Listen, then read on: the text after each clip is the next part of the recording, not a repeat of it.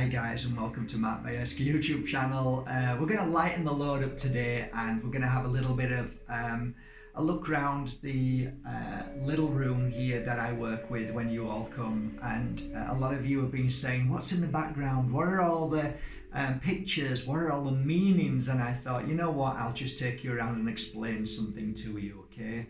So I'm going to get up and I'm going to take you around. Sonia's in the background now doing the videoing, so it's a little bit strange for me this, so bear with me. So okay, we're going to start from maybe this side of the room. First of all, you've got to understand that everything in this room is normally given to me as gifts from love. So everything on the walls holds value to me, holds love, and there is a meaning to everything that I put on the wall. Not what you may perceive as a meaning, that it could be a God and that I am now in the energy of this God and I believe in this. No, they're all gifts from people that I love very much. So it's not particularly the meaning of that person all the time. So I'll give you some for instances, okay? So what I'm going to point to first of all. Okay, well, the feather up here is from Ole. That is a genuine and authentic eagle feather, which was given to him by a native tribe in America. So he had a reading with me, and then he brought that as a gift. So it's very personal. It's very beautiful to me. Sacred. There's a picture up there of Sai Baba. I don't know much about Sai Baba, but I do know he was revered as a very wise master. I haven't looked into the teachings or anything. That was given to me by a famous singer. I'm not going to say names unless they've passed, and nobody will get upset.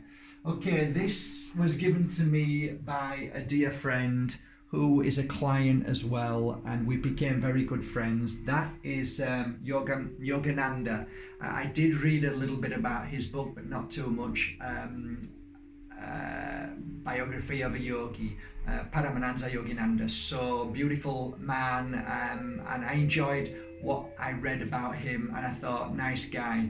Again, I'm not a Christian, I'm not a Catholic, I like people, and when people do good, that's it. Again, that person there was another famous singer.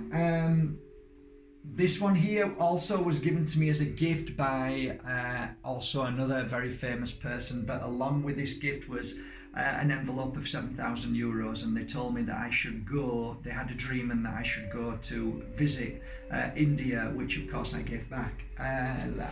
This up here is, I gave a reading to a very famous lady who does icons. She was so happy with the reading and healing, changed her life. So she sent me the icon. Apparently that's worth a fortune, but it's not about the money.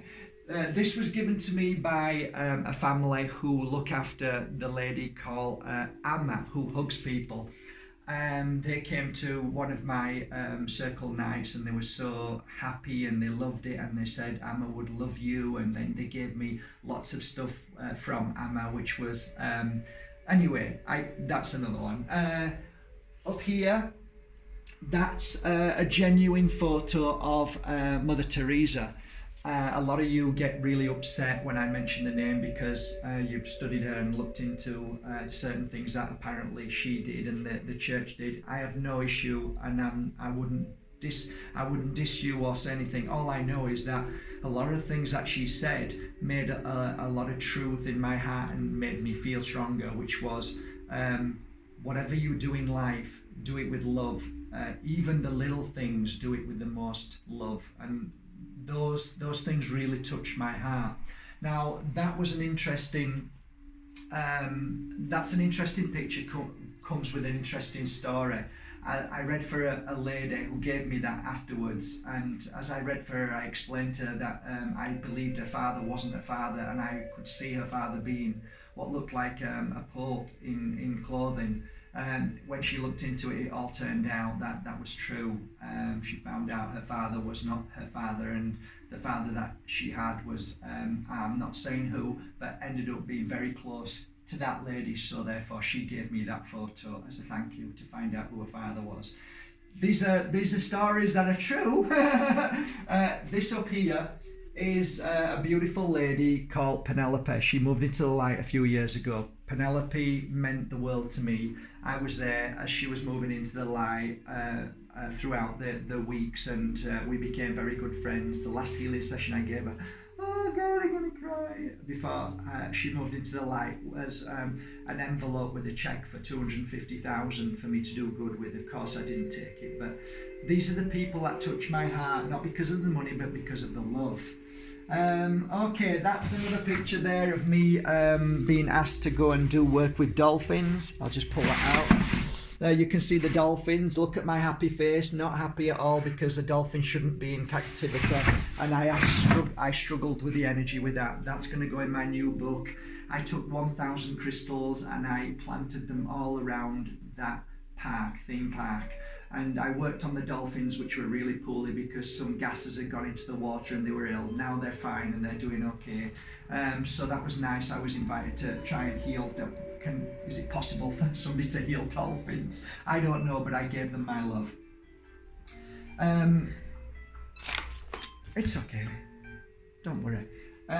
This was given to me by a very, very beautiful soul who is now a pure energy healer and does the most beautiful work with crystal balls. She's just grown and grown and grown. Cecilia is a good friend of mine. She told me the story about the real Jesus that if you want to look into, take a look at the photo again. Apparently that was the real face of Jesus. And there is an amazing story behind it that when I heard the story, it resonated, which I believe was true. So look into that. It's about a girl who painted a picture who was only 8 years old, something like that, of Jesus because she had a dream of him. And apparently a little boy from another part of the world confirmed it because he said, no, that's not Jesus, it's somebody else. And then he ended up saying, yes, that's Jesus. So then it's a beautiful story. It touched my heart.